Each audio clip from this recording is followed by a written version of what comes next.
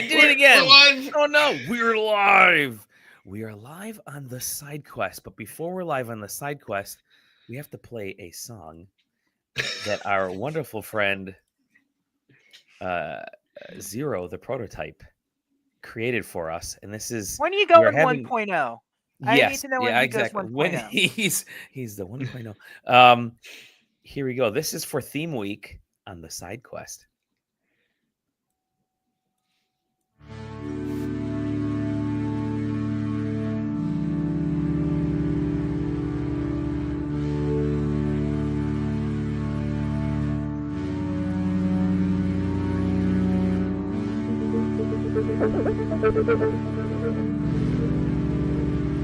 I'm digging this.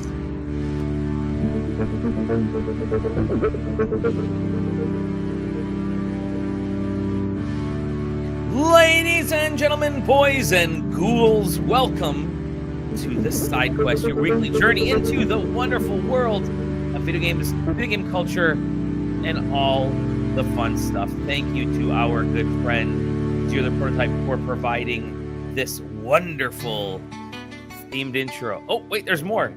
There's more. I'm going to keep it going in the background here. It's good. A moment for Good the stuff. street. I'm Dolly Domofsky, one of your intrepid hosts. Joining me today is Dabu J. There we go. Yeah, baby. We have Zach McQuacken down there. Hey, that's me. That's sporting the NASCAR hat. And then we have Cricket and Nerdy. I'm going to go Nerdy and Cricket. No, Nerdy Cricket. Whatever. Yeah, how you guys all doing? Pretty Good. good. We're good. That was good. I like that intro. Thank you to Zero. That was pretty dope. You can find all of Zero's cool stuff in our wonderful Discord, where he hath loved to post stuff. There you go. You already posted that pumpkin. Good times. This is an obnoxious decorum we have here today. Is it decorum? Whatever. Obnoxious decorations provided by StreamYard. They're like, here, download the Halloween pack. I'm like, go. All right, I'll download Halloween pack. And then as we were chatting leading into this podcast, everybody's like, yeah, add this and add this and add this. And now we have this massive mess of stuff. SideQuesting.com, SideQuesting TV on YouTube and Twitch. Remember to rate, review, comment, like, tell your friends, tell grandma, tell your nana, tell your baba, tell your nona, tell anybody you want to. Thank you to our Patreon subscribers who are awesome.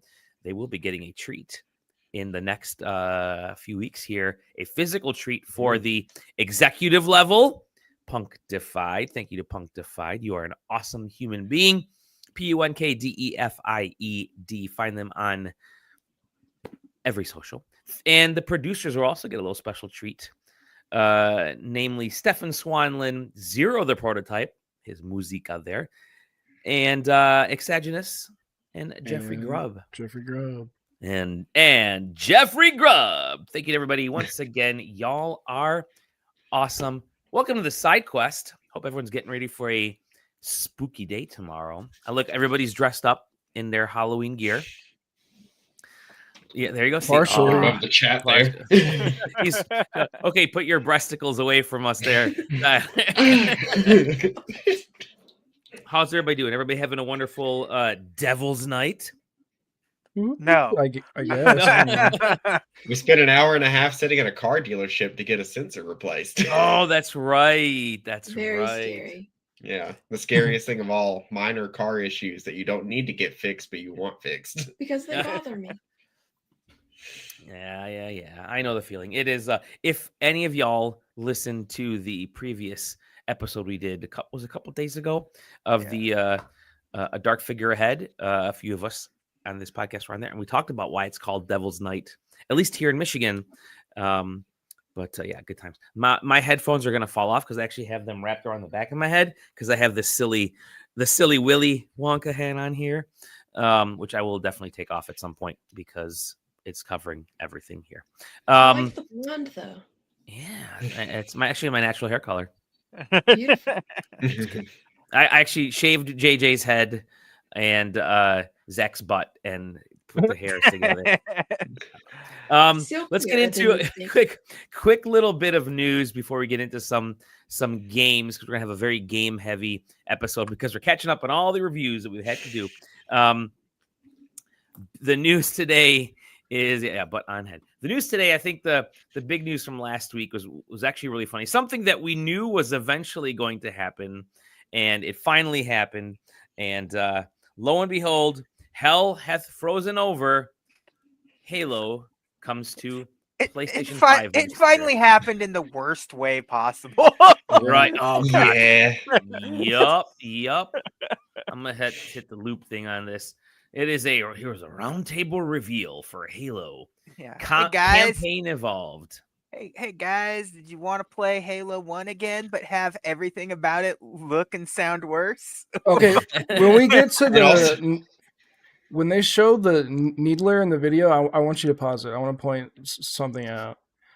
Here, okay. Oh, there it is. So I'm go. trying. Okay. Tally's bad at this. You got to keep that in mind. Yeah. Okay. So what? I just need to point out to you guys how stupid it is. There it is. Okay, click Find play. that needler. I missed it again, didn't I? No. No, I think you're. I think it's a little ahead. Yeah. Oh, Just okay. I'm gonna watch it. I was download. Oh, that's not the neither. Right. It Should be next. Right Next here. there. There. Okay, There you so I'll leave it at the this. geniuses at Bungie. This is me being completely earnest. So the way they designed this gun is you can tell how many shots are left in the gun by the needles on the top. The needles are the amount of ammo in your gun.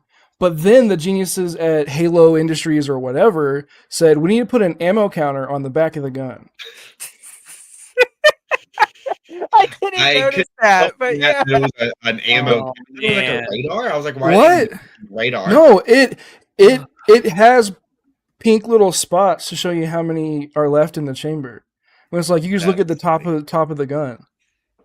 What? Like Yeah. it's just little things like that that just make me like lose it. I'm just like this makes no sense. It's just crazy. It's not trusting yeah. the audience or player. Yeah, right. Yeah, Nuts. it's so dumb. Everything about this looks terrible. Just like it feels so unearnest. Like Yeah. What's also maybe trusting the player too much in some instances is just calling it campaign evolved, because I see people on Reddit being like, wait, so is there like no multiplayer in this? And it's like, no, man, read the title. Like, and I get it in a way, but like Halo's multiplayer is like one of the big ones. Like, I mean, I'm not even a big multiplayer guy, and I'm still like, why would you cut that out of this release? Why not just put the Master Chief Collection? it would have been funnier if they just made it offline multiplayer like the original. Like this is LAN only original. It would have been better, to be honest. Yeah. Well, 4 players split screen, hang them high. the other thing that I think is just also really weird is they're like, yeah, we added sprint, but you can turn it off. If you can turn it off, don't add it. Like the game, like if you listen to any like original dev talk about the design of Halo 1, like it's very intentionally, like the pacing is very intentional to how the game is laid out. So it's like, yeah, we added sprint, but you can turn it off if you want to. It's like, this makes no sense. Yeah. It's like when Sega keeps trying to shove spin dash into Sonic 1. Yeah. To be fair, I do like the spin dash in Sonic 1 though. There's always one. There's a Yeah. wood. So yeah, the game's coming to freaking PlayStation. Everything. Essentially, it's escaping. Well, not on It's Switch escaping the either. It is. It's I feel like escaping it's Xbox escaping jail. Xbox. It's the fucking jail. refugee. Yeah. Yeah. It I mean, I was very, very cheeky in the article, but people don't play Halo anymore. Like, Halo is like people have moved on, and the actual like Halo fans. Sorry, Ryan Gann.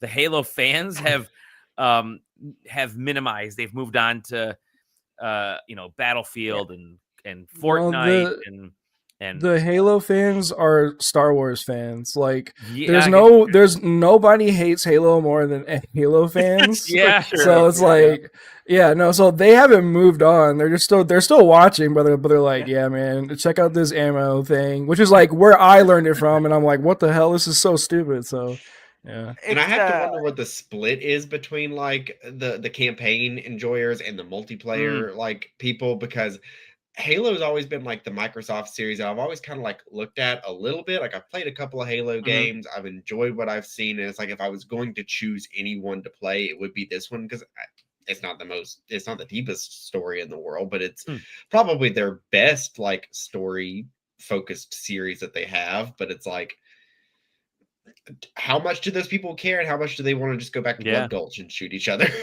Yeah, it's amazing. How disastrous Bungie separating from Microsoft was. Like, and the ripples of the industry are just now starting to really crash upon our shores. Like, like that, it really changed a lot going forward. Like, Destiny's existence alone just sort of changed the face of what the mainstream triple A experience was going to be forever. So no, dude, I remember where I was when it was announced that Bungie wouldn't be making the next Halo, and they were working on this new IP. Like I was literally playing Modern Warfare 2 on the Xbox, and like in voice chat with a friend, reading Game Informer, and I was just like, oh my god, dude! Like it was so huge. Like it was massive. I know Dally and I remember definitely listening to the Joystick podcast. Yep. Because the rumor was already starting to shake, and all three of them were like, that's never gonna happen. And then like midway through the episode, it gets announced, and they're just like, oh, Chris having to dip out to write a post because that was good. That was a good day. That was a good podcast. That's a good day. I think I specifically remember what map I was on too. It was the one in like Brazil with the favelas, and like I ran into the bathroom spot in that map, and I was just I was like, oh my god, dude, no way. I was just like going through it, and that's crazy. That's I mean, Halo is not something that any of my close buddies, including you guys, play regularly anymore. I consider you my close buddies now. Okay, is that all right? No, it's I say it in the article. Microsoft has had just stepping on a rake after stepping on a rake after stepping on a rake. Sideshow Bob. It's Sideshow Bob.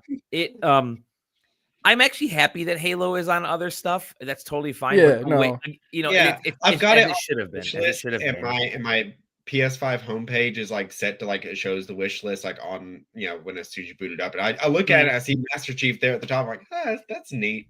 That's funny. I'll get that. But it's like I also get the Master Chief collection and maybe actually like really invest in the story of Halo just because I'm weird like that. I'll do that in 2026. Why not? Got nothing better to do. I think I mean it's good. I think the next question is like, are they just going to start doing remakes for all of them now and get them all on 100%? Oh yeah. Are they that far out of ideas? Are we going to have 100%? Yes, they are. I mean, and Halo multiplayer is going to say it, Zach. Yeah. 110%. Yeah. Yeah. No, so as what's the 343 gonna do other than will the separate multiplayer mode make it, or will it get canceled like The Last of Us? 100%. 100%. Yeah. No, so as the guy who's played, I think I might be the only person on staff who's played all Halo games actually played all the stories. They're these shooters, like Halo 1, 2, and 3 are truly like revolutionary shooters just for like consoles, right? Like that alone, but also there's like that Xbox Live element that we just kind of like ignore because it's just like a thing now, right? But like it was the first like online thing that you would play, right? But I don't think I really don't think like you can overstate how genius the people at Bungie were at the time working on those games. The way they sound, the design, like everything is just so smart. And that's what makes them fun. The story for 1, 2, and 3 are good. Like they're whatever. But then they retcon everything after 343 takes over.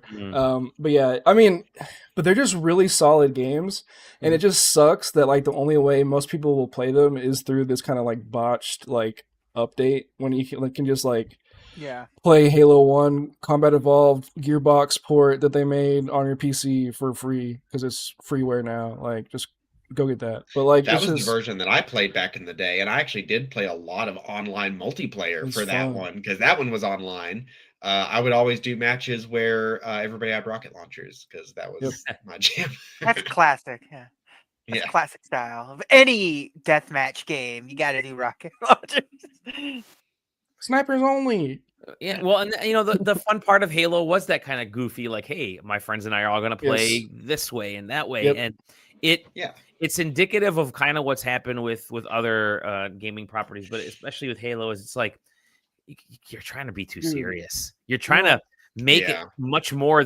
People just want to sit with friends and play, and it's Xbox is having that big problem right now where they can't reckon with themselves. Like people just want to play games. They don't need everything to be a blockbuster movie, high fidelity. They just want cool stuff. They just want fun stuff. That's what Bungie like is really like good at, right? Like Halo 3 Forge, like the Forge mode.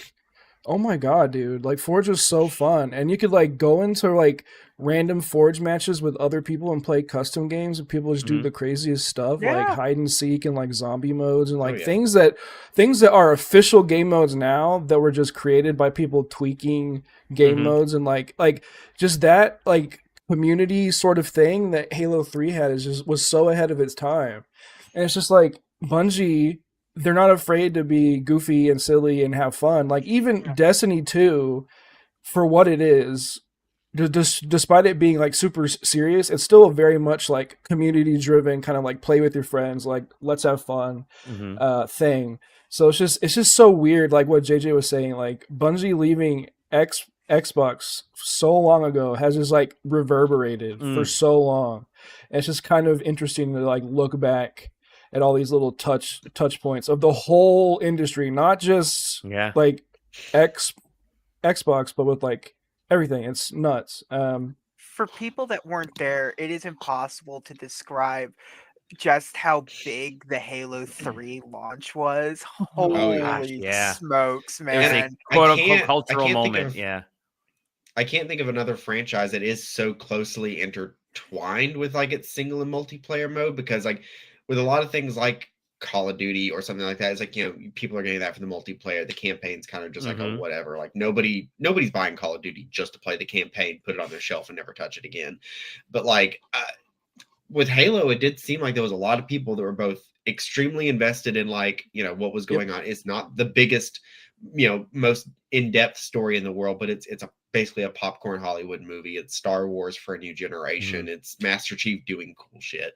And then you've got the multiplayer on top of that. It's like I feel like this is one of those series where you just can't separate the two and sell one separately. And that's exactly what they're doing here. And then you know what else they had? They had Red versus Blue. They had YouTube by the balls, like during the time when like YouTube was just kind of like quirky thing. Like that's just, it's like the lightning in a bottle moment for that, for this series is so crazy. And I'm so glad I was able to like live in it. But yeah, dude, it's sad. Like it's actually really sad to look back. Yeah, I don't think anyone squandered their cash cow as much as Microsoft has with Halo, man. Oh, dude, I just remember something. So Tyler's saying that people don't buy Call of Duty to play the campaign. So they realized that most people don't play the campaign. So what they've done recently is they added multiplayer like camos and skins and stuff. You can grind those in the single player campaign. So like your kills you get against NPCs count towards your. Yeah. So people are actually playing through the campaign now. Used to always Target used to have their buy two get one sale. Yeah, I love those. Call of Duty event release all the time. So that was always like, I'm gonna get the Call of Duty for free. I'm gonna play it. I'm gonna play through the campaign. I'm gonna play like 20 minutes of online multiplayer, and then I just get whatever money I get back from it. Is just just money in my pocket. So that was my Call of Duty experience every year for several years.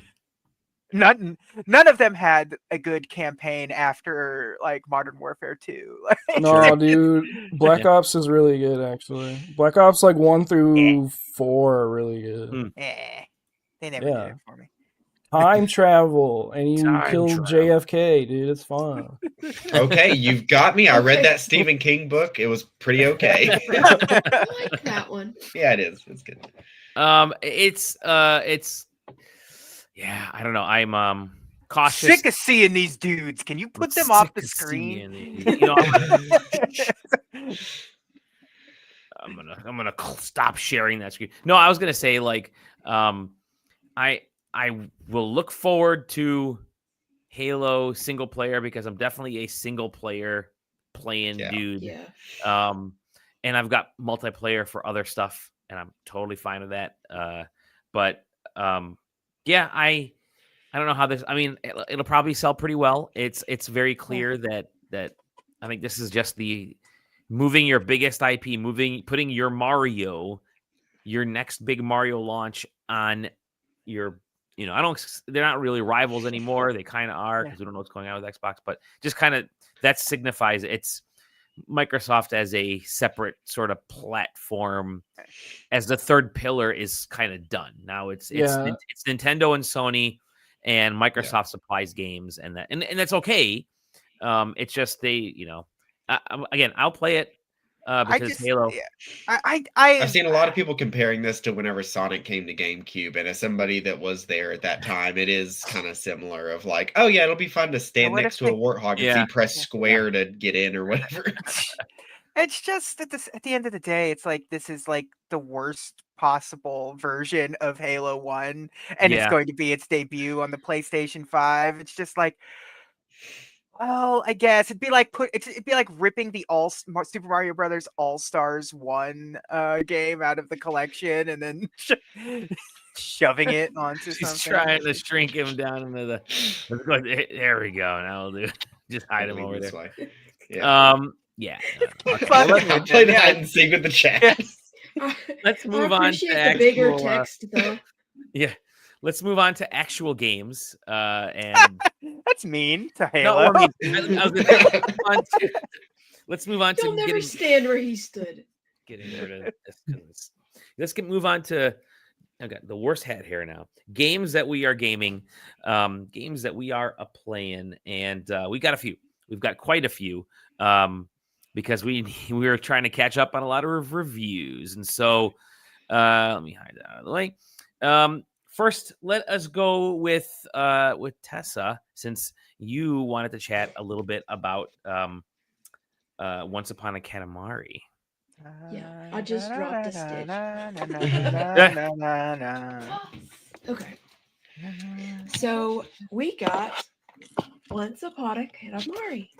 And Katamari is one of my favorite games. And I've always loved Katamari. Well, since 2010, because when we first got together and I realized that he had a bunch of video games, I was like, do you have that cow rolling game? And he was like, oh, you mean Katamari? Yeah, it's right here. Yeah, I actually do. And I was like, I need to stay with him as long as possible so I can play Katamari. But anyway, so Once Upon a Katamari is, I would say, a lot different from some of the other ones, because I've played, like, we love Katamari. Katamari Forever on the PS3. Forever. I think we played Touch My Katamari. No.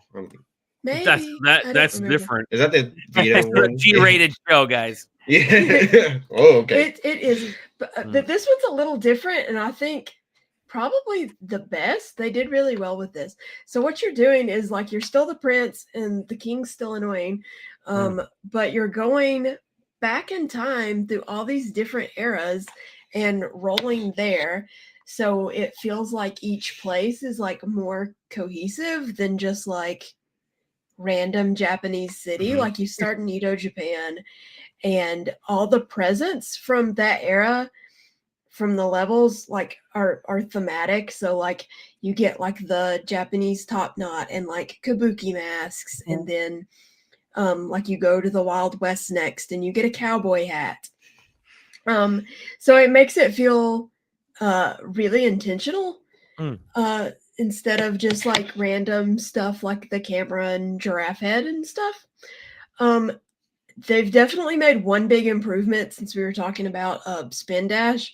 So before you had to like move your joysticks, and it always felt like I was going to fuck up a controller and make it drift. But now all you have to do is press ZL, I think. Yeah. Or the upper one. And there's also a full modern control scheme. I'll just interject in where like you can just use the single left analog stick to move around. Oh yeah. And I still use the double stick, but yeah, we have the Switch 2 version, so it's ZL or the upper one. But yeah, I think it's really, really good. It just came out. We haven't finished yet. To me, it's a lot harder than some of the other ones, and I don't know if it's just because I've played those like 1,000 times. But they're doing cute stuff. You fly around in a little spaceship, and I haven't really gotten into it yet because I haven't unlocked like a bunch of cousins yet, even though I've got them all to where I am, is you can customize. So like you can use any cousin as a base and then recolor them and like change their face and stuff. And I think that's pretty cool. Yeah. But that's what I've been playing. And because I know you don't care as much about the performance stuff, and like it runs really well on the Switch. Yeah. It is just a Switch 1. There's no Switch 2 upgrade or anything like that. So the only thing I will say is that, one of the basic moves in all the Katamari games, like the quick turn where you can quickly hop to the other side of the Katamari and turn around. There's a lot of pop in whenever that happens, and I've seen just about every time. It's not super bad, but like I notice it, and I'm always like, "Whoa, there's a lot of pop in." Well, because you think that it's like a blank space, and you're like, "I got all that," and then it all comes in, and I'm like, "Yeah." Like there's a little bit of like pop in issues, but other than that, frame rate is decent and all that stuff. I'm not sure if it's running at 60. It might just be 30. I'm 30 and 60 sometimes. I can't tell. I'm not that kind of person. It looks really good on the TV, but it doesn't look great in handheld mode. But I think that's anything. Yeah, it's kind of standard across the board. Right. Yeah. I mean, that's just how it goes. But I really like it as someone who's enjoyed the series for 15 years, however long we've been together. I think it's definitely worth grabbing. Like if you've been bored by like the past like 3 Katamaris, I would go ahead and grab it. I don't want to like spoil where we are. I only like named the first 2 eras, but in the era where we are now, the level's actually kind of intricate, like with different cutscenes and different set pieces. And Katamari's never done that before, and it just feels like it's a real labor of love, and they really put a lot of effort into it. What a soundtrack! There's also a multiplayer mode. The soundtrack is really good. It's got a really nice new theme that I won't sing for you guys, but I've been singing the whole time, and it's great. But I only came to talk about Katamari, and I'm gonna go. So. Well, you definitely had a role to play here. I will be back at a later date to talk more about my crap. Bye, guys. Look at that. Perfect timing. Keep viewers. Yeah. Viewers. Very cool. Very cool. I am I've got to get back into Katamari. God, this looks like I have a little hat. Or a little toupee. Well, when you stood up to take the hat off, it looked like the bat was trying to give you a mustache. It was really funny. Yeah. Bat stash. I'm sorry. There you go. She's now going to pick up the chair and It's Tyler in the back here. Yep. I have before I hop into Jage and some of the other review stuff. I have a couple games that I've been playing that are not review games. I just wanted to touch on one of the games. This is my hot take in response to Tyler's hot take, and that's I've been playing Pokemon Legends. I know a few people have been playing Pokemon Legends. I know one of them sold their Pokemon Legends, but come into my camp. There you go. But you know, so I'm playing on the Switch too, JJ. I know you've been playing on the Switch too. Yep. And Zach had it on the Switch too. And it actually runs better than this video, trust me. But which is the first time we could say that about a Pokemon game. Awesome. But it apart from the exterior, I will say this: it's set in the big town, a big city, big-ish city. And the exteriors of the buildings are the most bland things. It's just like, look at that. It's just like the same window. And I know that is because that's all they could do on the Switch 1. And then somebody said, we've got to make this a Switch 2 version. So let's like clean up a few things, but not nearly enough. So I know I'm hopeful that's part of the or I'm thinking it's part of the reason. But the inside of the buildings is that they're actually really nice. There's a lot of cool details and stuff in there. They did a really good job about that. I love the battling in this. Like the battling is so good. It's tight. It is great. And I love I like the gimmick for it too. Yes, yeah, I was gonna say that too. I like the gimmick. I love the reason why it's in the town because they're like, I don't know why all these Pokemon are starting to show up. Let's put them in these battle areas, and then all of a sudden it's like, wait, we need to expand because there's not enough, and now there's even more Pokemon. And now, like the further along you get, semi-spoiler, Pokemon just start popping up in the street. Like I was getting food from a cart, and like a little something ran by, a shiny, was a shiny Pikachu or something. I don't know. Something ran by that you can't get, or that I hadn't seen yet in any of the danger zones, the wild zones. And I'm like, oh shit, that's really cool. Like. Just ran by, and I threw the my Pokeball at it, and I should have tried to attack it. That is the way to wear it down. But yeah, it was neat. Love the characters. I'm really enjoying. Like there actually is a little bit of a story to this. It's kind of a little more cohesive. I think that's what the Legends games are. Both Legends games kind of do that. They do give you a little bit more of a plot, and they're great characters. It seems like everybody's sad in this town or upset at the state of the town, and they all want them to see it better. But fucked up, man. This town is fucked up. All these damn immigrants coming. Yeah, I think that is something one person kind of says at one point. But yeah, when you play more than 11 minutes, Zach, you'll see. No, I'm just kidding. No, but it's not a. I think Legends Arceus is still a lot better. It's my favorite Pokemon game. But this is definitely better than Scarlet and Violet. Although I like the world of Scarlet and Violet a lot better. God, this is fun. There's only the Switch is nothing but disappointments in the Pokemon department. Like I will say Scarlet and Violet is by far the worst Pokemon games ever made. Sword and Shield don't fare much better, but they're better. But they're better. You know, but they got that one damn tree over there that everyone posts on Twitter. Yep.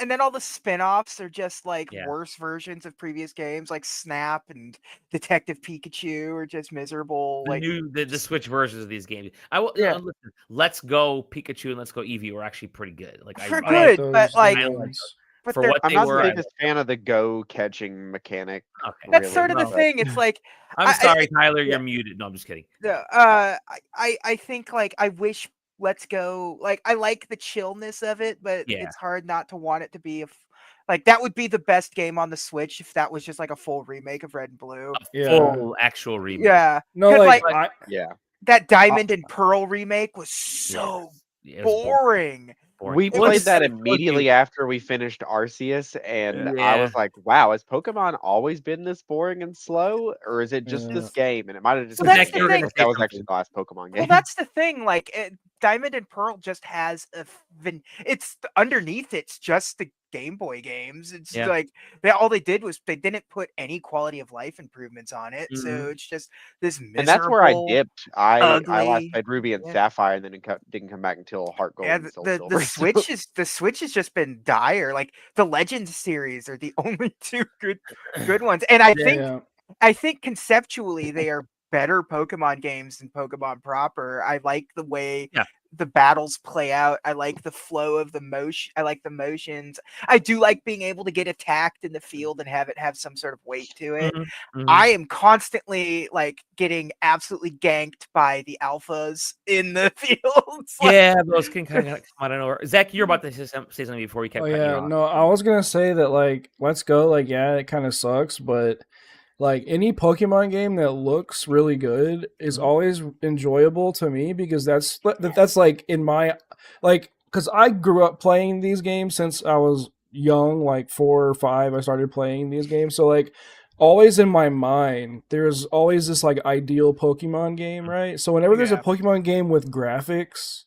And you can actually see the Pokemon and you can like kind of interact with them. That's where I'm just like, this is what Pokemon should be, right? Yeah. So that's why I like those games because it looks good and the Pokemon look awesome. And that's also why I like this game too. Like despite everything, like all the issues, I really do just kind of enjoy like having my Pokemon out and just being able to look at it and like you have just named. I enjoy having my Pokemon out. Yeah, no, having your monsters out is always a good time. That's something I like about Digimon is like having just them follow you and like the Pokemon as well. As soon as they introduce like, hey, you can have a Pokemon follow you, I'm like, yeah, let's do that. Zach just wants to whip his Wiglet out and have it. No, the 3DS. Go ahead. The 3DS game that this game is a sequel to. X and Y, it has this mechanic where you can kind of like cook for your guys and like feed them and like give them baths and clean them up. It's one of my favorite Pokemon games because they're actual they're actual pets, right? Like that's what these guys are. They're supposed to be pets. They're not supposed to be these like tools or like these things that you like kind of collect and like put into a ball. They're your friends, and that's why like it's always so weird to me whenever there's Pokemon games where it's just like there's no like interaction with them at all, right? But that's why I like the Legends, the first one, a lot because I like the first one a lot more because it feels more, I don't know, like mysterious and new because it's like the origins to kind of a lot of things, right? Different era, different era. There's so much like different lore that they have that they can just kind of come up with because it's like the origins to everything. And then this is just like Pokeballs. Like wooden Pokeballs and stuff. And then in this one, it's like, okay, well, I've been to Kalos before. This is modern. I know this area, right? I mean, besides that, I'm just glad they're trying new things. Just keep doing it. I don't care if it's bad. It's interesting because I think that's why I've been gravitating towards the Legends series as well. Like I don't love this game. You know, I have yet to love any Pokemon game, but I'm having a good time with this game, and I mean that kind of gives you the idea of what the score's probably going to be. Like, hey, it's a solid 7. But it's you know I'm having a good time with it. I think the Legends games are for those of us who grew up on Pokemon, and the mainline Pokemon games are for the kids that are just kind of getting into Pokemon. And that's the way I kind of feel. Like, you know, Legends is like, all right, you played X and Y, now you're gonna play Legends, which is like more for you. You know, you were an 11-year-old playing X and Y, now you're a 21-year-old, you're gonna play Legends, and so you do need to change it up, which is I'm the hope is what the Legends series would be, you know. However, we are going to hold your hand for like 45 minutes. Oh my god! The first 5 missions, the first 5 like chapter level mission things, and I'm like the first like 3 hours of this game. Yeah, you're like you're not that complicated. I've watched a bit of like Giant Bomb's like openings, like Jan was playing it, and I was like, God, they are really just holding your hand through this. God, whole they thing. just really do is. not let you like you're like, I just want to explore the city, and it's like, well, I don't think you should do that yet. And I'm like, go fuck yourself. Let me go down that alleyway. There is stuff there. There's an alleyway there. I can solve all your problems if I just go down this alleyway. Right? I want to buy something that isn't this fedora. Let me buy something else. Yeah, At boy, least- that was my first move. Is I need to find a store because this hat is a menace. So I will say the cool. I do like the character designs. They've actually done some really good, like unique and more individual, especially like Long Legs. Holy cow, Long Legs are kind of terrifying. Like one of the first people you meet. I'm like, holy cow, this guy legitimately is like 2 times the height, just tall, skinny dude. That so guy.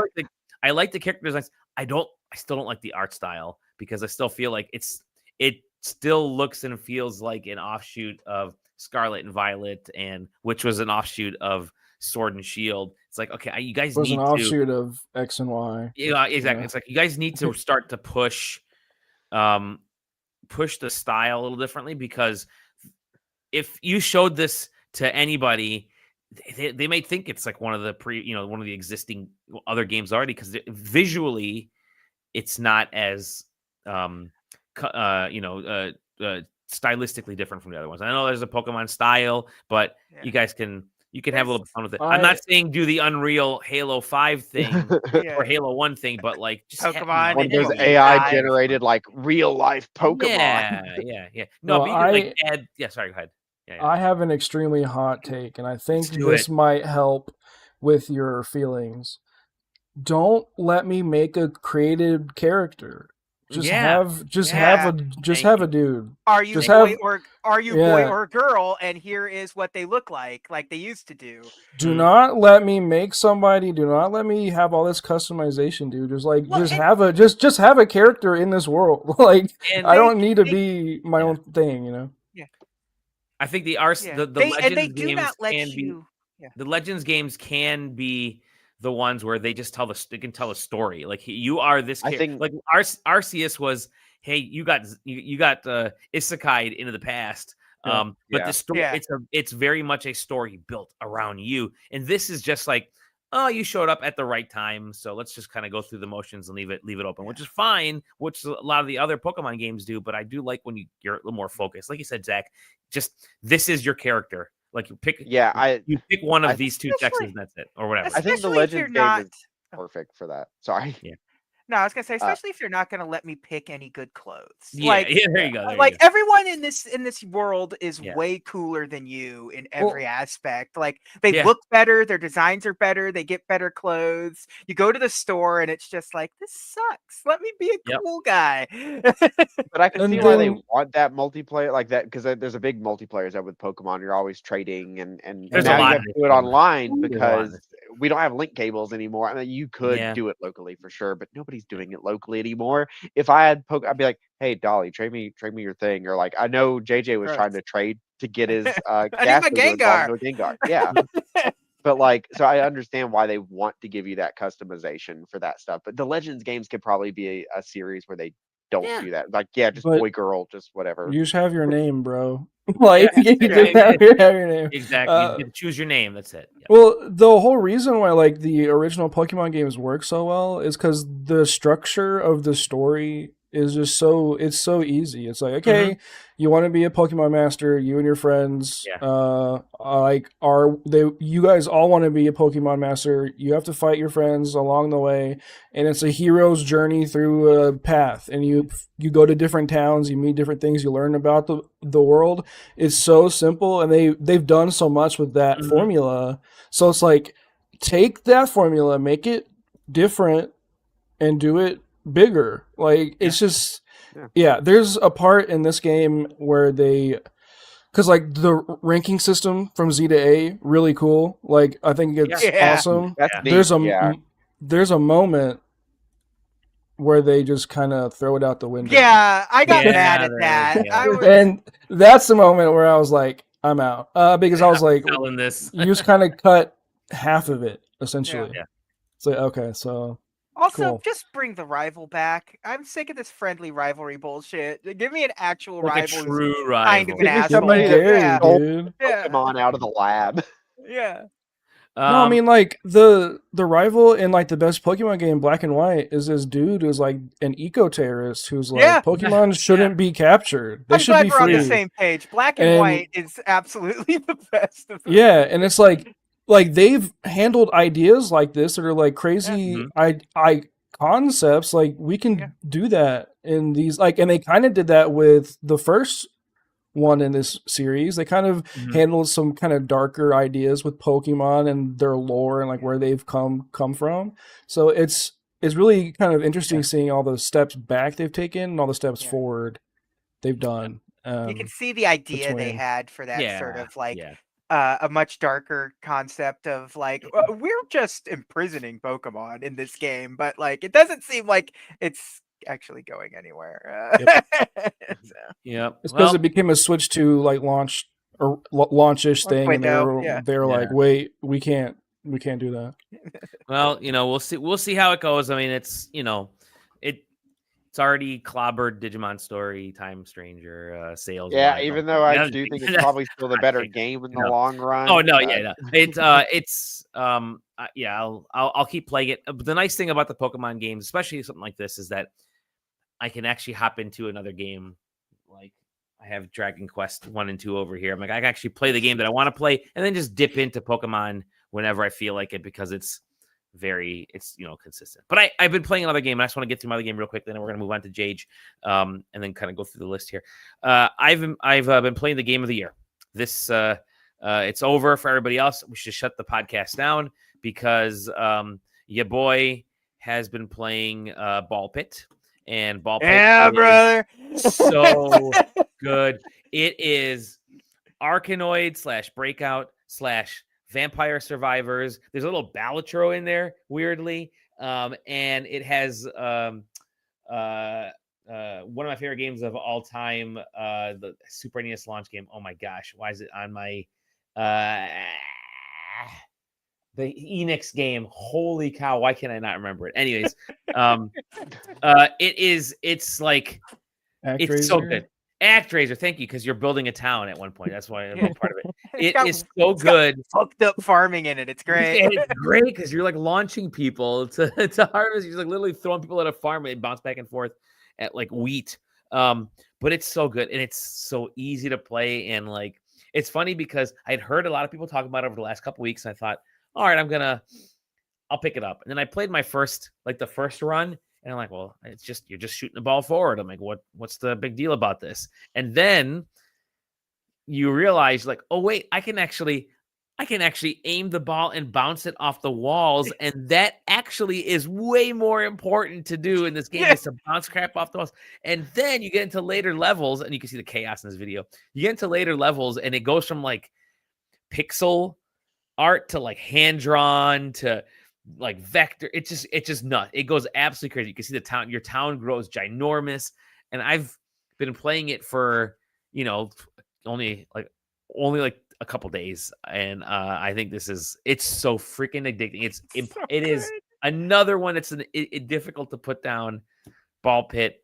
It's easy to ignore, to not notice right away that it is Arkanoid or Breakout. Because it really does just like, it's hard to conceptualize them as bricks and balls because of the way the art is. But if there's any game where you're throwing a ball that we talk about this week, this is the one you should pick up.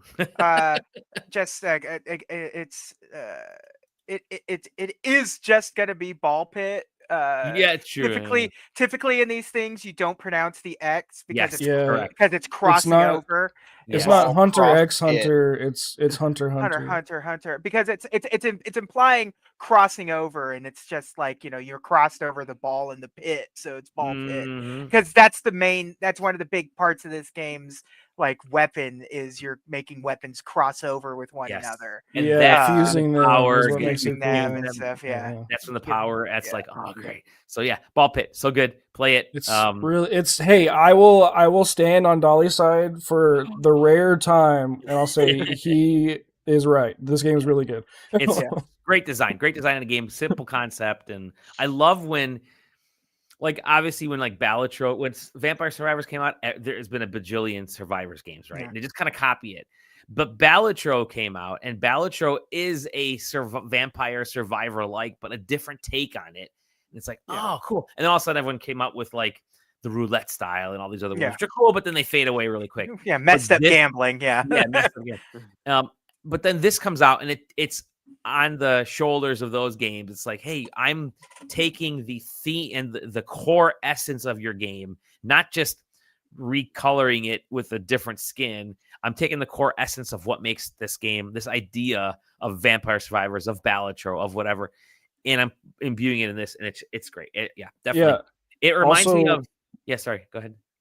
Also, Megabonk that came out this year Megabonk's is very, very similar. It's in this conversation here. It's a lot more challenging because it's like 3D moving.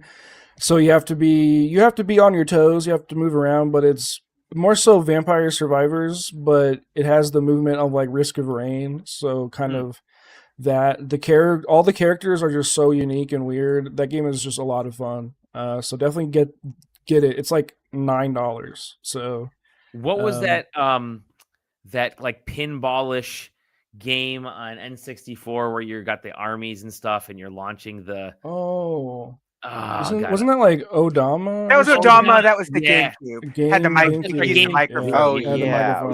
This in a weird way reminds me of that because you're kind of launching balls. Anyway, so yeah. What was that rhyme with Odama and Obama? I just said like that unlocked a weird memory. Yeah. They both ran for president at the same time. Yeah.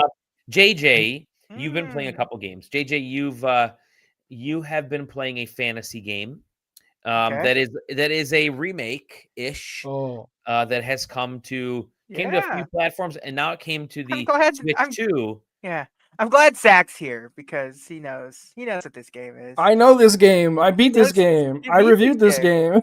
I definitely have not beat this game, but like this is a game that I'm going to be returning to for in perpetuity until I do beat it because I really, really, really do like Disgaea. I played the PS2 games ad nauseum. Playing the PS2 games and not touching it until this game must be crazy because it's like yeah, man, because I fell off, man. Outside of the Prinny games, I didn't really touch any other Disgaea stuff. So then I jumped back into this, and it's just like, oh, okay, it's the heart is still there, but I'm doing some more micromanaging in this bad boy, huh? It's funny because when they offered this to us, I'm like, I haven't played a Disgaea game. I think I've played one, and I've played like, a couple hours of one, and that's it. So I'm like, maybe I'll do this. And JJ was like, I want this one. I want this game. All right. I wanted it because I loved Disgaea. And like I said, I just kind of fell off. I kind of fell out of favor with like a lot of these types of games for a hot minute. I wasn't too deep into even like standard RPGs and stuff. There was that moment where I was just like, I kind of want to just do fast action paced games, and this is not any of that. But and then you get it older, and it all comes back around. Yeah, God, this is so good. This game is so good. The thing that they do so well, I love the characters in this game.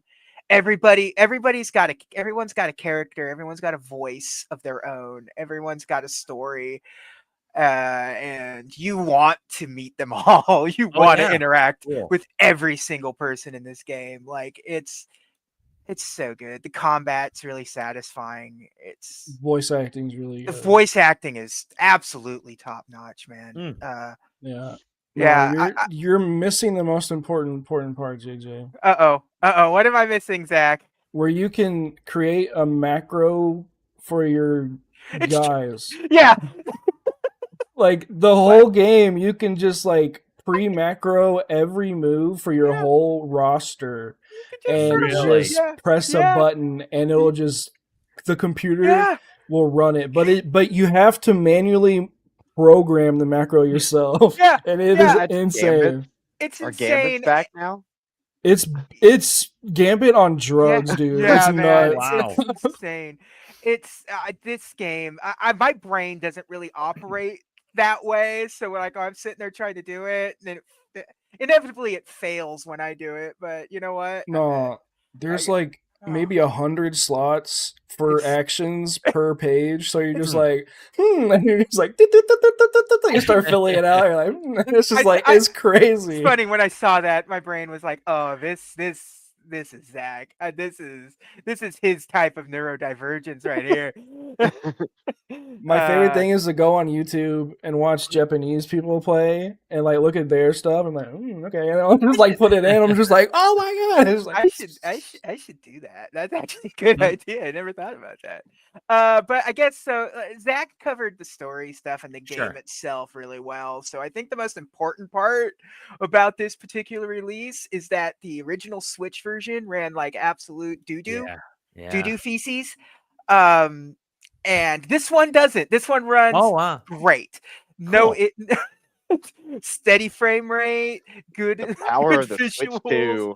Yeah, they fixed it. I think a lot of complaints that I saw online about this game, and a major reason why you see a lot of negative complaints, and I agree with them. It doesn't affect me because this is my first time playing this game, but there is no upgrade path. If you have the Switch 1 version, you just have to buy this version. There's no other way around it.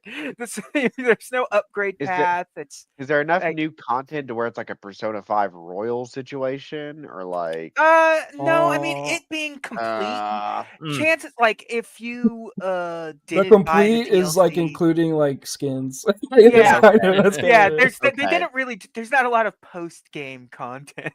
No, dude, no. The whole game is post game. That's the trick. I said that they added. No, dude, the whole game is the whole game is post game. Yeah, I know it's that. Crazy. I know like that. I just so DLC. Yeah, no. For those that don't know, I think they increased the level cap in this game. It's usually like 999,000. Like it's like almost a million, or might be 1,999,000, whatever. Is that a song from like Broadway? 999. Yeah, that's right. Yeah, so they increased it by another 9, another digit. So there's that. But the thing is, you unlock this thing called the item world, and this is what's crazy, right? Every item in the game has a dungeon inside of it, and you have to clear the dungeon inside the item to fully uncap its potential. And then you can keep doing that over and over and over. So the whole game is like designed for you to, if you have a brain for like min-maxing, this is the game for you. Like you have to be like, I want to hit damage cap. Yeah. Because there's a boss you unlock after beating the game that he can only be killed by hitting the cap. So yeah, but it's crazy. Like it's potentially thousands of hours of gameplay. That's why I said this is the game I'm going to keep coming back to in perpetuity, because like it's a lot and it's great, and it's funny for me to go and like you see the original games that I played in this game, but they've just been like taken to an absolute extreme. Like they've just stretched it to a crazy extreme that I never would have expected. But it's if you haven't played it, boy, this is a great way to play it too. Handheld, with good performance, and it's something you can dive into. Finally. And you will always have something to do in this game. That's cool. Yepers. Sweet. I love these games, man. Oh my god. You've also been playing another game. I have ages ago at this point. But it's relevant since the movie is just now leaving theaters. Probably going to video, going to Voodoo soon, I'm sure. Wow, not even Disney Plus, just going straight to Voodoo. What's my directive? Yeah, this is Biffle's second Tron game. The first one was a strictly a visual novel, and this one is kind of both a visual novel and an action game, but also it's one of those time loop games where it's just like, okay, you're going to die, and now you have to start from the beginning and use the information you know now. Oh, it's Hades. It is. It is. It's Hades, but Tron, and like, okay, I like Tron. You're the one. Aesthetic. The only person. Yeah. Aesthetic. I like but Tron. like, we like but Tron, like the original. mostly Yeah. aesthetically for the most part, because I don't think Tron is a good vehicle for storytelling in any way, shape, or form. It's a vibe. You sit down and watch it, let this movie happen at you as opposed to experience it for the most part. It's built around sort of aesthetics and soundtrack, and all three movies at this point have the sort of same general plot of what if AI is real and has emotions. And like, I've always just liked the idea of like there's little dudes in my computer like that make it run, but also like they don't ever actually do anything that like helps the computer. It's also like working in IT now. I'm like, I don't understand how any of this works. It's like, wait, this is so weird. I just realized it's like Osmosis Jones, dude. That's crazy. Yeah. Yeah, you know what? You're right. Yes. Computers, and it came first. Yeah. So I like. So bless Bithel for for the most part crafting pretty good stories based in Tron, because it doesn't really try to take too much of our world into account. It really is just sort of the grid. But I tried. I kept telling Dally, it's like, it's been failure to launch. I start playing it, and I'm just like, this. It's just mid. It's a good story. It's good aesthetically. It's got a good soundtrack, but like, the story isn't good enough to keep it going, and the gameplay is just the most tedious loop. It doesn't even feel good. None of your attacks feel like they have any weight to them. Like, it's trying to be Hades, and it's just not. It's okay. I think Identity, the previous game, is a better game. Oh, really? But it's just a visual novel. It's not really doing a whole lot else other than being a visual novel. And I mean, in terms of like, you get what you need out of Tron. You get some bullshit nonsense tech jargon with a cool soundtrack and cool visuals, and that's kind of what you want out of Tron. But I mean, but I think the Tron Identity story is pretty good. And boy, you can tell that Mike is like a super Tron fan, because like, there's some deep references and connections to like everything that you kind of see in some of the work that he's doing in terms of story in these. So bless him for that. Tron just doesn't work as like this kind of game. Like, it worked as an arcade game where it's a very simple, like, you're doing the stuff that's in the game. And Tron then the light cycles are just Snake reskinned. Yeah. But Tron 2.0 was that FPS that was okay. That they did the Tron Legacy game, which was actually a pretty decent, like, third-person action platformer kind of thing, but like, still not a. My favorite Tron game is Tron Runner. Wait. Here we go. The best Tron game is the Space Paranoids world in Kingdom Hearts 2. Oh, there you go. They actually, back in the day when Tron Legacy came out, they did a whole recreated Flynn's Arcade, and they actually had legit Space Paranoids. Yeah, I remember that. There. Yeah. That was really cool to be able to play. It's like they always do. They did that so you could play Space Paranoids, and when Wreck-It Ralph came out, they made a Wreck-It Ralph arcade cabinet that you could play at Disneyland and Disney World. It's crazy, but yeah, it's mid. It's okay. It's really, you have to really be super into Tron. You have to be that one guy, the Tron guy from like the early internet days to really get anything out of this game, I feel. Am I still to create the perfect system? Yeah. Yeah. Did you see the video of that just being like the 3 different takes where it's like, here it is in the movie, here it is in this Here's in game, the show. Yeah. here's the show. Yep. It just gets increasingly worse. So funny. Tyler, you've been Yes. playing a game. You've been playing a game that is now on consoles.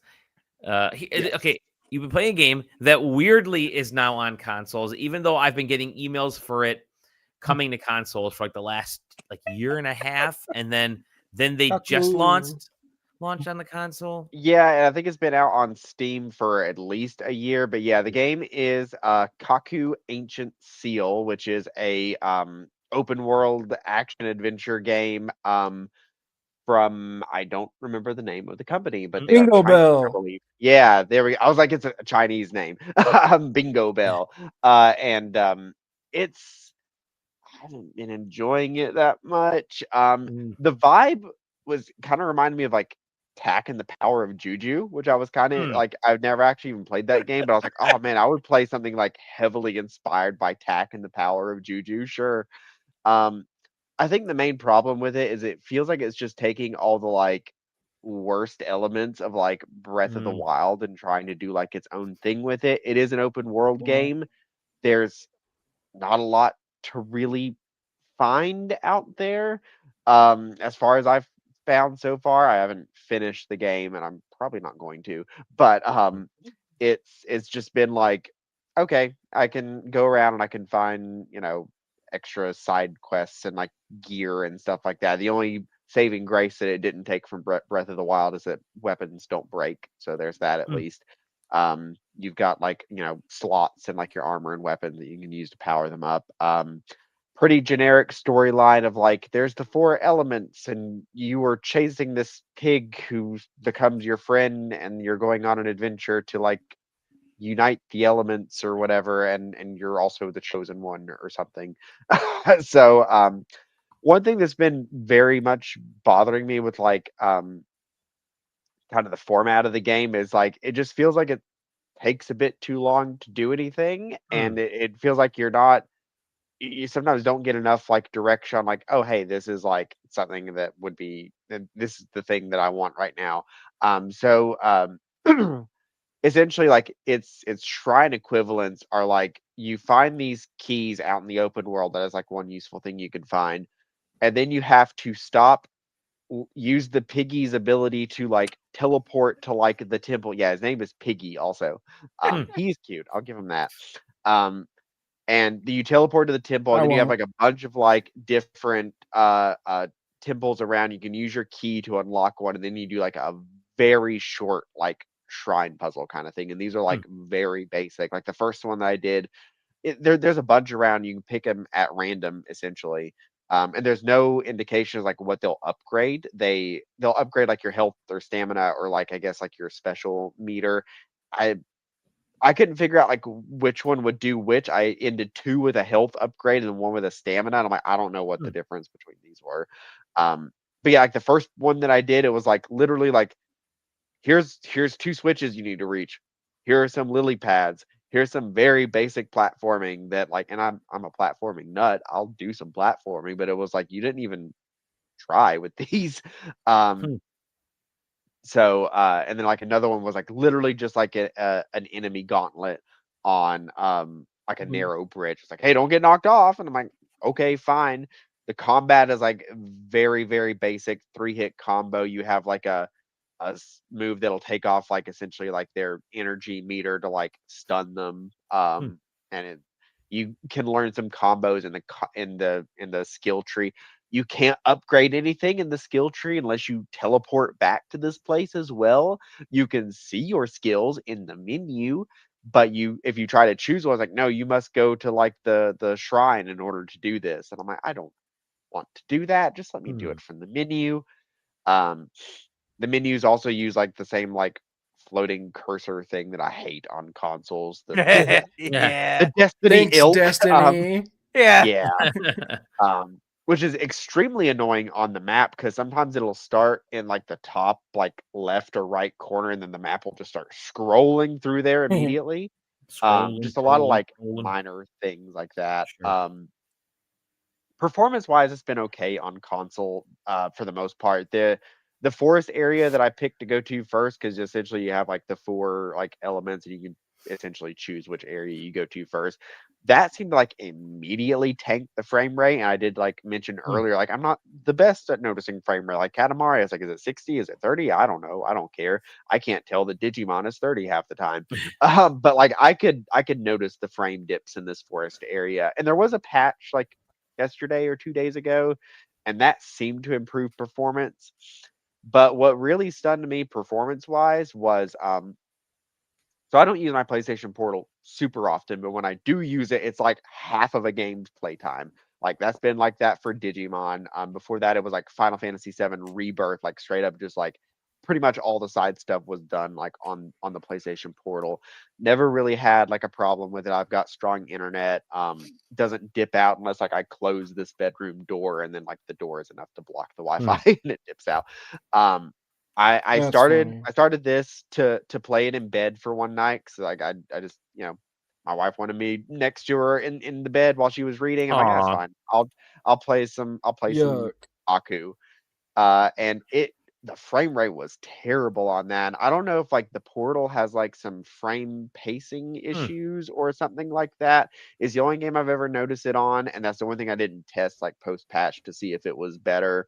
But it was like borderline unplayable the way it was like juddering and stuff on the Portal. And I don't think it was me or my internet, because I know it's really easy to blame the Portal because it's a streaming device and it is a little finicky if you don't have super good internet. But like straight up, I've never had a problem with another game on that thing. But yeah, if you were interested in this when it came out on Steam whenever, and you're like, I have to play this now, then by all means, I can't stop you. Whatever. It was not my cup of tea. I didn't super enjoy it, my time with it at all. The patch did seem to help, and the fact that they did put a patch out is good. They're paying attention, and they are, helping the performance issues along. Just definitely don't buy it thinking you're gonna get a good handheld experience with the PlayStation Portal. If you want it on handheld, have a Steam Deck. You probably already have a Steam Deck. You said talking the power of Juju, and once that gameplay rolled in, it's like, oh god, this is GameCube as hell. Right? And I wish they kind of like took different elements to take inspiration from, because like I said, it looked like they just kind of took stuff from Breath of the Wild that I didn't like, here's a kind of directionless open world, and kind of like, like the combat's not that great, and it's like, you know what if you took more from Tack and the Power Juju, maybe had it more platforming influence, and maybe some like more interesting like puzzle design, and I might be more in there. But saying something looks like a GameCube game is the exact opposite of saying something looks like a PlayStation 2 game. Yep. Metal Gear Solid 2. Was Tack only GameCube? I can't remember. No, I think it was okay. It eventually went to Nickelodeon show, wasn't there? There was a cartoon. Was there really? Yeah. They tried to make it a thing, man. I should play Tack sometime. Yeah, there you go. Let's move on to the Zack Attack.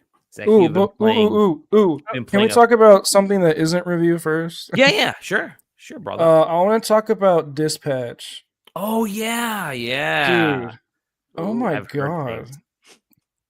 The way you said, "Oh my god," this game is awesome, man. Zach wants to fuck these characters.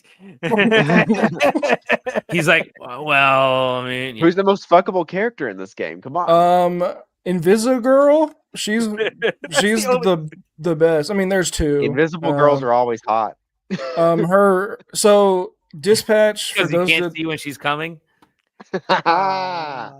That was dad joke that I am canceling myself right now. So, Dispatch, it is a video game. Ooh. So it's made by the Wolf Among Us people. Yeah, the Telltale people.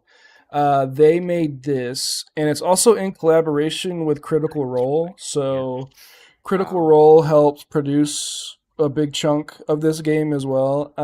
But yeah, so it's in the vein of Wolf Among Us. It's way more interactive TV show than Wolf Among Us. Like there isn't any walking around or doing anything, so all the cutscenes and stuff it feels like a TV show like this.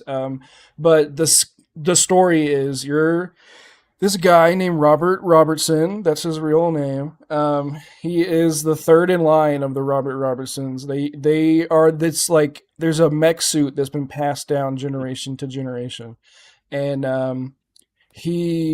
like everyone who's been in the mech suit dies. So eventually he runs out of his money that he's using to kind of keep the mech suit up.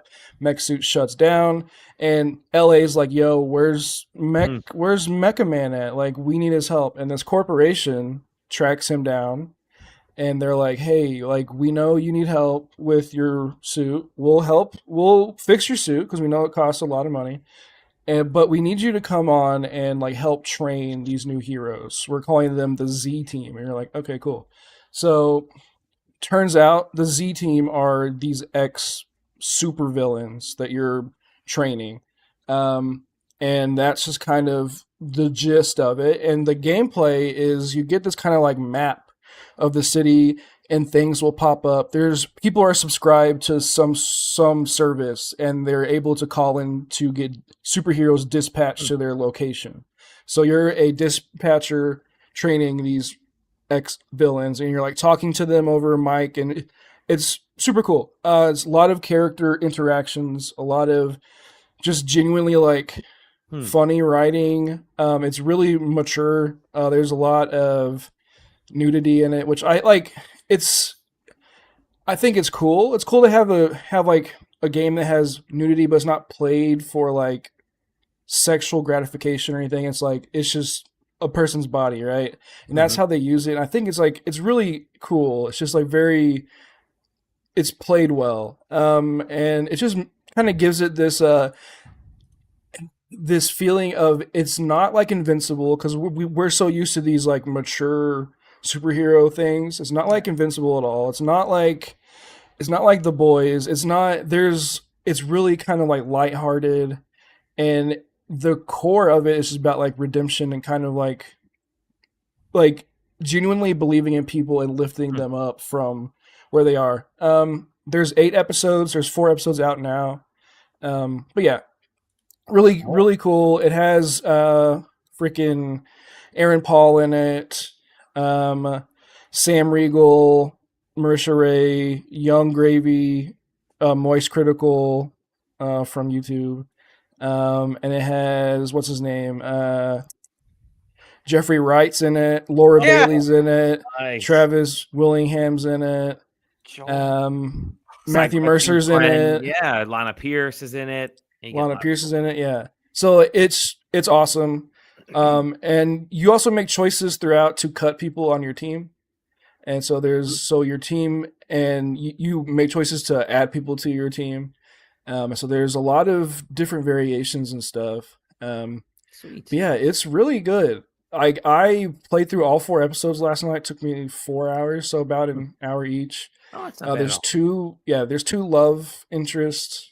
There's a very gratuitous sex scene in the opening of episode 4. It's crazy. Like, I've never seen anything like that in a game. I was just like, oh my god, what the hell?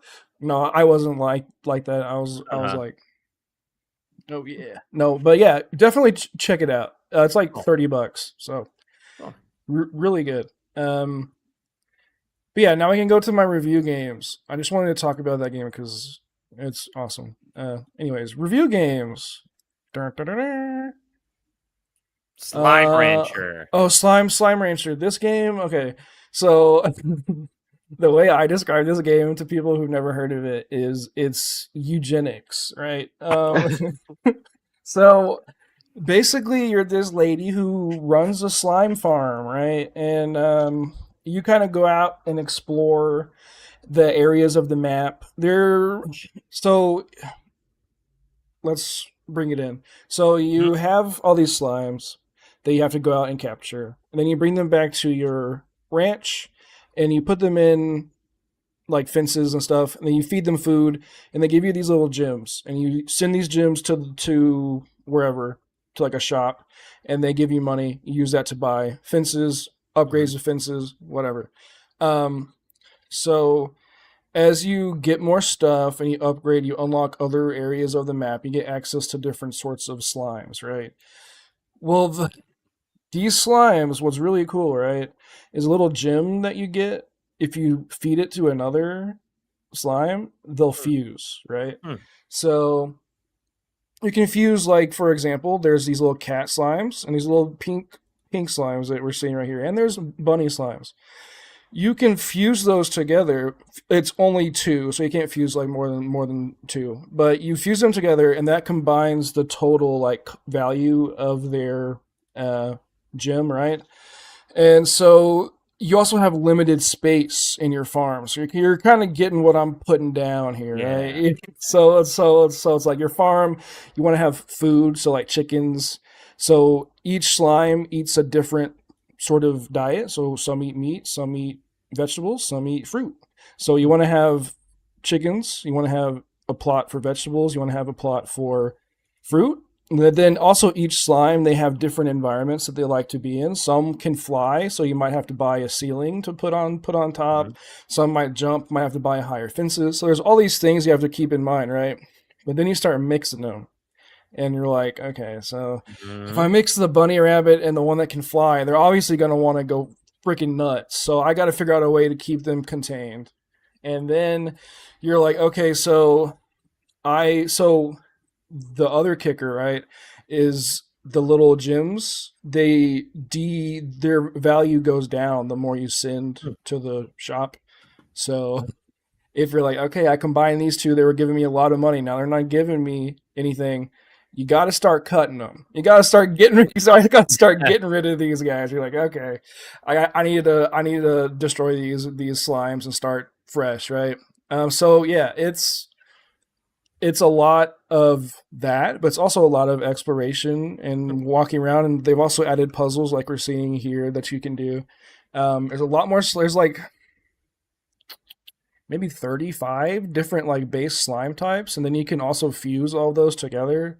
So there's a lot of different things. There's a lot of different areas you unlock that can facilitate certain guys. But yeah, it's gated in a way to where they slowly unlock things, and the further areas that you get, the more kind of you get access to, which makes it easy, but it can be overwhelming. But it's very fun. I love. It's a good combination of like farming sim games and kind of just like exploration games. But yeah, there's a lot of hard decisions that you have to make where you're just like, man, my little cat guys, they're not giving me as much money as they used to. And then you got to be like, okay, I'll fuse them with these guys. Then you do, and then it's like they're also not worth that much. So then you got to start shooting them off into water and killing them, right? Oh no. Yeah, no, it's very much eugenics, but it's fun, right? The visual style looks really nice too. Yeah, that's why it's so funny that it is what it is, because you're just like, oh no, I gotta kill all 20 of these cute little slimes, and you just suck them all up and go poo poo poo poo. You start shooting them off in the water, and they just die. Yeah, it's really fun. But don't get attached to them, right? Right. Yeah. What's the next one? Surprise me. It's spooky season. Oh, you've been playing a spooky game. Heartworm. Yeah, this game's cool. We had been seeing this at PAX for a while too. Yeah. This game is awesome. It's a short and sweet experience. It's a good 4-hour, 5-hour game. I think it uses AI voices. I'm not too sure, but that's all I'll say on that one.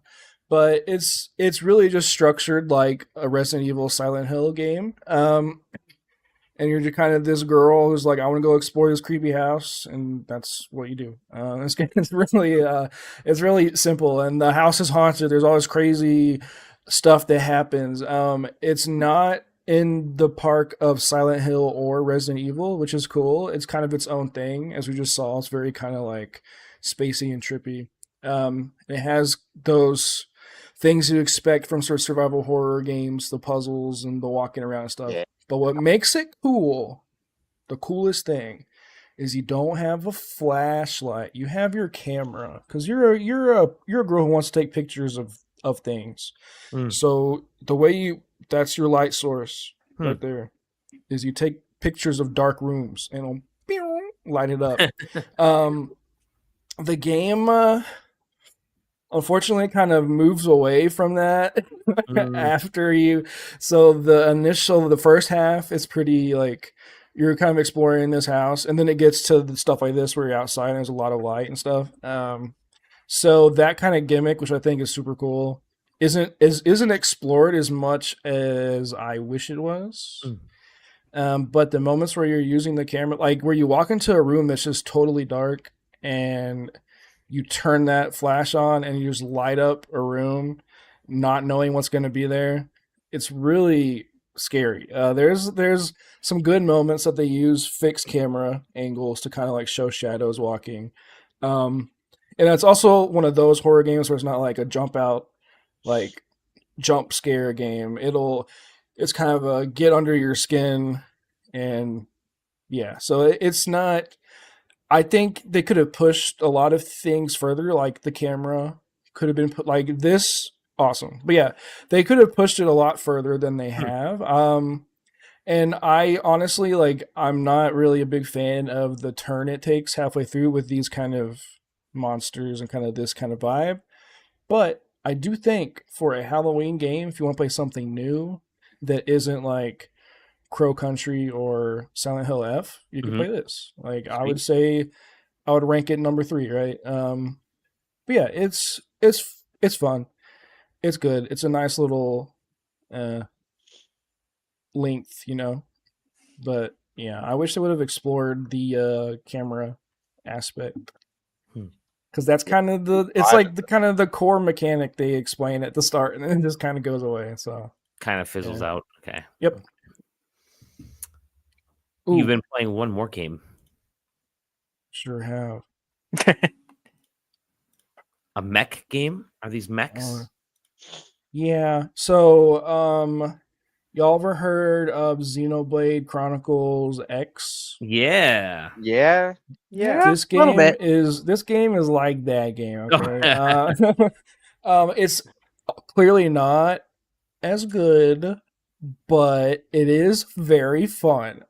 It has issues, but it's also issues that these anime kind of Bandai games have. Like, if you've played Cross Vein or whatever, like it's those same sort of issues where like they have these really interesting ideas at the start and then they don't really execute them. It's kind of an issue that anime games have. Like, anime style games kind of have this issue across the board where they have these like really interesting ideas at the start and then they just kind of fizzle out. This is one of those, but it is very fun to play. It is more like Armored Core than it is like anything else. So you can customize like every aspect of your mech. And then each bumper kind of corresponds to a weapon or a gun or whatever. So the fighting in that aspect is really fun. So you can kind of customize your dude a lot. And then you can also customize like how fast you can fly and all these sorts of things like that, right? So kind of to go back, it's an open world game, and you kind of crash land from this spaceship, and they're like, oh my gosh, there's a guy from the promised land or whatever, like you're this chosen guy from this whatever, and they're like, yeah, let's help him, and then all the bad guys that you're fighting up there come down there and you have to like help and fight. It's way more story focused than the first one. The first one wasn't really story focused. It was more like Monster Hunter ish, where you're kind of like going out and doing quests and stuff. This is like a open world game. And then there's also loot as well. There's a loot system, which is the way they execute it in this is very stupid. Enemies drop a bunch of stuff. You can only pick one thing.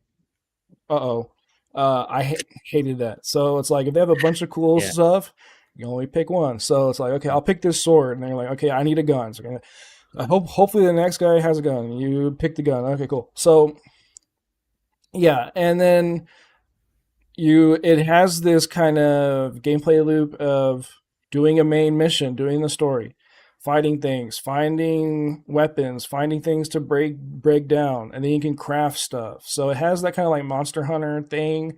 It's not really Monster Hunter. It's more so just like open world RPG kind of crafting thing where you get material to make a thing, right? And there's also mounts that you can ride. There's horses that you'll see in this trailer that you can ride. Yeah.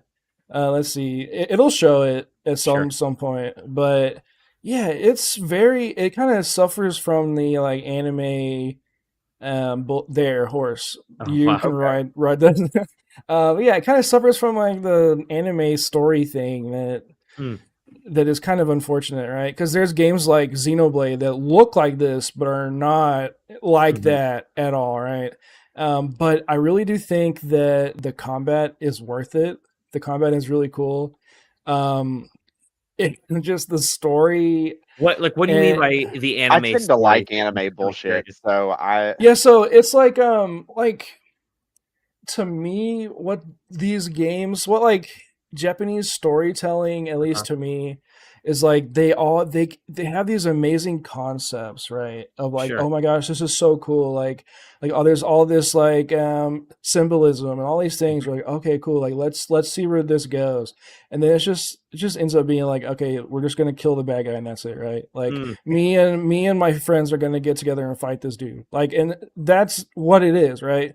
But then you have stories like Nier, or stories like Kingdom Hearts, or stories like Xenoblade. They have these like really multi-layered kind of intentional stories that like you're like, oh, this is interesting. I wonder where it goes, and it rewards you with these like deeper thought things towards the end, right? So like it's not like it's like I'm saying like it's bad because it's like a popcorn thing, right? But it's just like these kind of these Bandai anime games, like Code Vein specifically, kind of have this issue, like that team, right? I don't know. It's something that I've say Digimon might have that story. Like, I'll be interested to hear if you would agree that Digimon might have the same. But also, I think I tend to like that stuff, so I might end up just enjoying the story in general in this one. It kind of depends, and that's also kind of with me too. Like, it kind of depends, right? Because like I'm a big mecha fan, so like I feel like I expect a lot, right? But then also. The comparisons in my mind to Xenoblade Chronicles X are just kind of like, I'm just like, okay, it's kind of hard not to compare these two because they're very similar in what they're trying to do and what they're saying. But yeah, it's just there's certain games that I don't know why where it's just like it hits that point where I'm just like, this is just whatever. But like I was saying before, those types of games usually have good gameplay at its core. So it's like you're gonna keep playing, which is what I did. I kept playing, and it's like the story's like, okay, things look cool, it's awesome. But yeah, I don't know. But I wouldn't say it's a negative. I wouldn't say the story is a negative. Definitely, it's more so a personal taste thing. Yeah, and I think that's exemplified by like me just kind of being like, I think I might actually end up liking it more because I tend to really kind of be like, yes, I love me some like dumb anime bullshit, whether it's the deep kind or the dumb kind. Right. And then there's also kind of that aspect of like my media taste outside, right? I watch a lot of anime. I read a lot of manga, so it's just like I might just be like, okay, whatever, right? So there's also kind of that too, right? But yeah, no, I don't think it's so bad that it's just like it'll turn somebody off, right? It's just like, personal thing. But like I Not was so much saying, that, like just the graphics would anyway. yeah, I think the game looks really good. Yeah. It looks pretty sick. Some people Also just see the anime and they're the out, English voice cast very good. But yeah, it's fun. I keep saying, and he can ride a horse. I mean, a horse and a mech in the same game.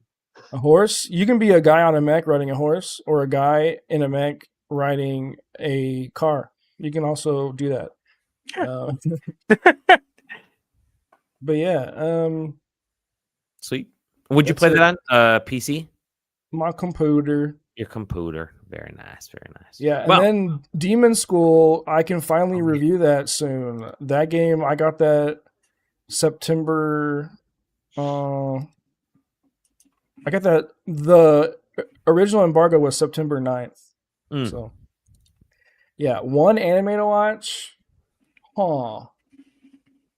I've been enjoying. He has the spider on his head. That's amazing, JJ. The spider on your head. I hate it. I don't know. Go. What have you been watching, Tyler? Digimon Beat Break, obviously. I've also been rewatching My Hero Academia to build up to the new season, to the last season. I'm just gonna let it finish before I actually watch it because I normally hate watching anime week to week, but for Digimon, I'll do it. I will recommend. Let's see, what's in the water. What's in the water? Chainsaw Man's in the water. So Chainsaw Man. That movie, I saw the movie. It's great. Oh, how was it? Yeah. The top movie of the year of the week. That's good. Chainsaw Man is back. Full Metal Alchemist. Full Metal Alchemist has been on my brain recently. It's always a good one. In general, I thought we were just doing newer stuff because everybody should start with like Death Note or Code Geass if you just never watched anime. Don't start with that. Don't start with that. I'm gonna say My Hero Academia.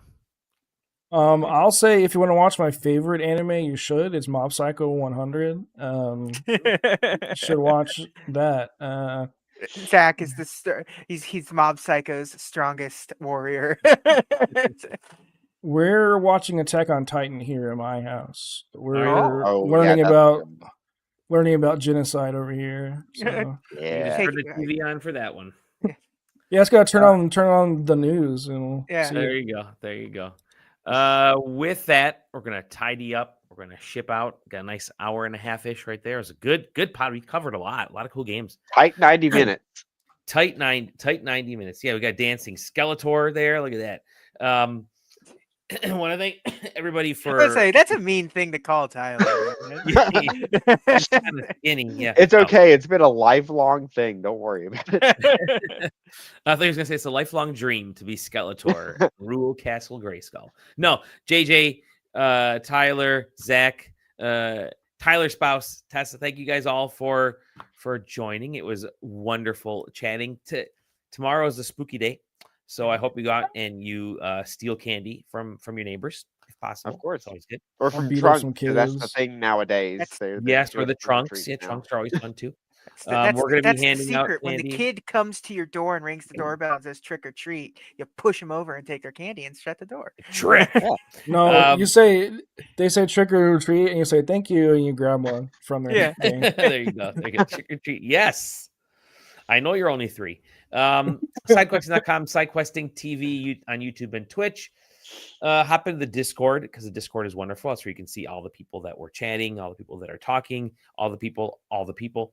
And we will catch you next week on the Flippity Floppity on the old SideQuest. Next week is Riftbound week, boys. Oh yeah, we're gonna have a cool Riftbound conversation potentially after a little bit of an opening, maybe that might be happening. So there's lots of cool stuff. I will say, Best Buy is clearing out their Final Fantasy Magic: The Gathering cards. So if you guys are looking for a hot deal on Final Fantasy Magic: The Gathering, check them out. Tomorrow they're doing the drop, I think. on All Hallows Eves if you want to get like a nice couple decks for like real cheap. See ya next time on the SideQuest. Toodles. Theme week. Bye-bye. Bye.